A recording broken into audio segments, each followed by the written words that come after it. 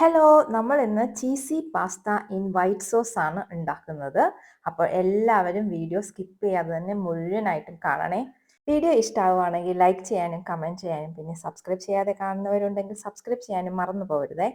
ആദ്യം നമുക്ക് pasta cook ചെയ്തെടുക്കണം. ഞാനിവിടെ 2 കപ്പ് പാസ്തയാണ് എടുത്തിരിക്കുന്നത്.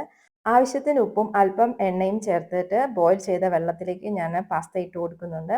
7 മിനിറ്റാണ് ഈ പാസ്തയുടെ കുക്കിംഗ് ടൈം. കുക്കിംഗ് ടൈം എപ്പോഴും അതിൻ്റെ കവറിൽ ഉണ്ടായിരിക്കും. നമ്മൾ അതിനനുസരിച്ച് നോക്കണം, അല്ലെങ്കിൽ അത് പൊട്ടിപ്പോകാൻ ചാൻസ് ഉണ്ട്.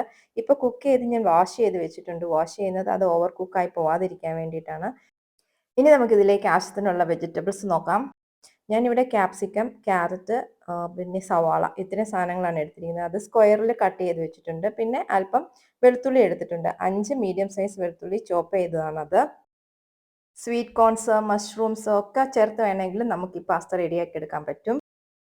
ഇനി നമുക്ക് ഈ വെജിറ്റബിൾസ് ഒന്ന് റെഡിയാക്കി എടുക്കാം. അതിനുവേണ്ടി ഞാനൊരു പാനിലേക്ക് അല്പം ഓയിൽ ഒഴിച്ചു കൊടുക്കുന്നുണ്ട്. സൺഫ്ലവർ ഓയിലാണ് ഒഴിച്ചു കൊടുത്തിരിക്കുന്നത്. അതിലേക്ക് നമ്മൾ അരിഞ്ഞു വെച്ചിരിക്കുന്ന ഗാർലിക് ചേർത്ത് കൊടുത്തിട്ടുണ്ട്. അതൊന്ന് ചെറുതായിട്ട് അതിൻ്റെ പച്ചമണമൊക്കെ മാറി വരുമ്പോഴേക്കും നമുക്ക് സവാളയും ക്യാരറ്റും അതിലേക്ക് ചേർത്ത് കൊടുക്കാം. ക്യാരറ്റ് കുറച്ചൊന്ന് വഴറ്റിയെടുത്തതിന് ശേഷം മാത്രം നമുക്ക് ക്യാപ്സിക്കം ചേർത്താൽ മതി, അല്ലെങ്കിൽ ചിലപ്പോൾ അത് കുക്കായി പോകും. നമുക്ക് ഈ വെജിറ്റബിൾസ് ഒന്നും ഓവർ കുക്കാക്കി എടുക്കേണ്ട ആവശ്യമില്ല. ജസ്റ്റ് ഒന്ന് ക്രഞ്ചി ആയിട്ട് കിട്ടിയാൽ മാത്രം മതി. ക്യാപ്സിക്കം ചേർത്ത് കൊടുത്തതിന് ശേഷം നമുക്ക് അതിലേക്ക് ആവശ്യത്തിനുള്ള ഉപ്പും 1 ടീസ്പൂൺ ക്രഷ്ഡ് പെപ്പറും കൂടി ചേർത്ത് ഇളക്കിയതിന് ശേഷം അടുപ്പിൽ നിന്ന് മാറ്റി വെക്കാം.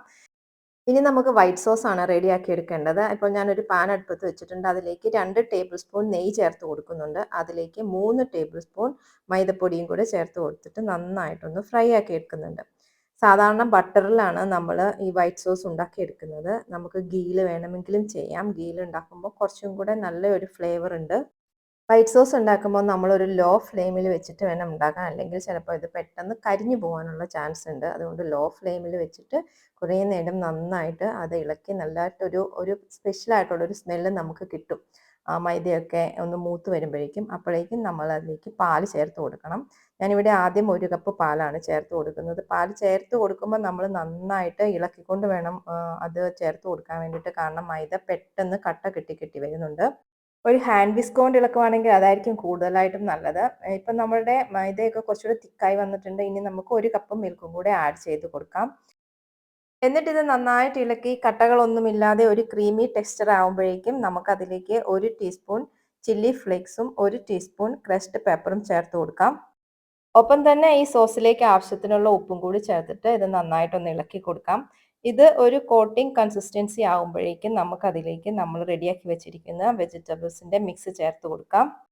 വെജിറ്റബിൾസും സോസും എല്ലാം നന്നായിട്ടൊന്ന് മിക്സ് ചെയ്തതിന് ശേഷം നമുക്കതിലേക്ക് നമ്മൾ കുക്ക് ചെയ്ത് വെച്ചിരിക്കുന്ന പാസ്ത ചേർത്ത് കൊടുക്കാം. ഇനി ഇത് നമുക്ക് നന്നായിട്ട് മിക്സ് ചെയ്തെടുക്കാം. സോഫ്റ്റ് ആയിട്ട് വേണം മിക്സ് ചെയ്യാൻ. പാസ്ത പൊട്ടി പോവാതെ നോക്കണം. ഇനി ഇതിലേക്ക് നമുക്ക് ചീസ് ആഡ് ചെയ്ത് കൊടുക്കണം. ചീസ് നമുക്ക് നമ്മൾ വൈറ്റ് സോസ് ഉണ്ടാക്കുന്ന സമയത്ത് വേണമെങ്കിലും ആഡ് ചെയ്ത് കൊടുക്കാം. നന്നായിട്ട് ഗ്രേറ്റ് ചെയ്ത് ചേർക്കുകയാണെങ്കിൽ അതായിരിക്കും നല്ലത്. എൻ്റെ ഗ്രേറ്റർ നോക്കിയിട്ട് കണ്ടില്ലായിരുന്നു, അതുകൊണ്ടാണ് ഞാൻ ഇങ്ങനെ പീസുകളായിട്ട് ചേർത്ത് കൊടുക്കുന്നത്. ഇത് കുറച്ച് നേരം കഴിയുമ്പോഴേക്കും മെൽട്ടായി പൊക്കോളും. ഇപ്പം നമ്മുടെ പാസ്ത ഭയങ്കര തിക്കായിട്ടാണ് ഇരിക്കുന്നത്. അതൊന്ന് ലൂസാക്കാൻ വേണ്ടിയിട്ട് ഞാനിവിടെ നമ്മൾ പാസ്ത ബോയിൽ ചെയ്ത വെള്ളം കുറച്ചെടുത്ത് വെച്ചിട്ടുണ്ടായിരുന്നു. അത് ചേർത്ത് കൊടുത്തിട്ടുണ്ട്. ഇനിയിപ്പോൾ പാസ്ത ബോയിൽ ചെയ്ത വെള്ളം നമ്മൾ കളഞ്ഞിട്ടുണ്ടെങ്കിൽ നമുക്കിതിലേക്ക് ചൂടായിട്ടുള്ള പാല് വേണമെങ്കിലും ചേർത്ത് കൊടുക്കാം. ഇനി ഇതിലേക്ക് 1/2 ടീസ്പൂൺ പാസ്ത സീസണിങ്ങും കൂടി ചേർത്ത് കൊടുത്തിട്ടുണ്ട്. ഞാൻ ആദ്യം മോസറല്ല ചീസായിരുന്നു ചേർത്ത് കൊടുത്തിരുന്നത്. ഇപ്പോൾ 2 സ്ലൈസ് ചീസ് കൂടി ചേർത്ത് കൊടുക്കുന്നുണ്ട്. ഇനി ഇതൊന്ന് നന്നായിട്ട് കവർ ചെയ്തതിന് ശേഷം ഒരു 2 മിനിറ്റ്സ് അടച്ചു വെച്ച് കുക്ക് ചെയ്യുന്നുണ്ട്.